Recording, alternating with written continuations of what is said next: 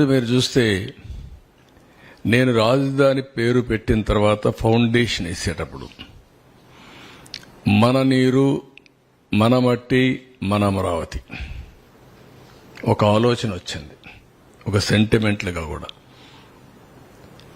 అన్ని గ్రామాల నుంచి ప్రతి ఒక్క గ్రామంలో నుంచి ఆ గ్రామంలో ఉండే పవిత్రమైన మట్టిని, పవిత్రమైన నీళ్ళని, ఆ గ్రామాల్లో ఉండే దేవాలయాలు, అది హిందూ దేవాలయం కావచ్చు, మసీదు కావచ్చు, లేకపోతే చర్చ్ కావచ్చు, ఇంకొకటి కావచ్చు, ఏదైనా సరే అక్కడ పూజ, పార్లమెంటు యొక్క పవిత్రమైన మట్టిని తీసుకొచ్చి, ఈ పార్లమెంటు అంటే ఈ మట్టిని మీరు ఒక ఇది అని చెప్తూ, పార్లమెంటు పూర్తిగా సహకారం ఉంటుంది అమరావతికి, చట్టాలను చేసి దేశానికే చట్టాలు నిర్మించే పార్లమెంటు కూడా మీకు అండగా ఉంటుందని ప్రధానమంత్రి గారు చెప్పడం, అదే మాదిరిగా ఆ తర్వాత జరిగిన కార్యక్రమాలను మీరు చూస్తే ఆయనే ఫౌండేషన్ వేయడం, ఇది ఒక చరిత్ర.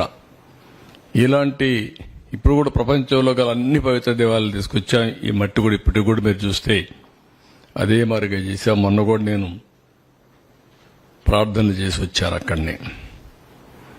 ఎవరు కూడా అక్కడవన్నీ రోడ్లో ఉండే మట్టి కూడా దూకొనిపోయారు, కానీ ఈ మట్టిని తాకలేకపోయారు.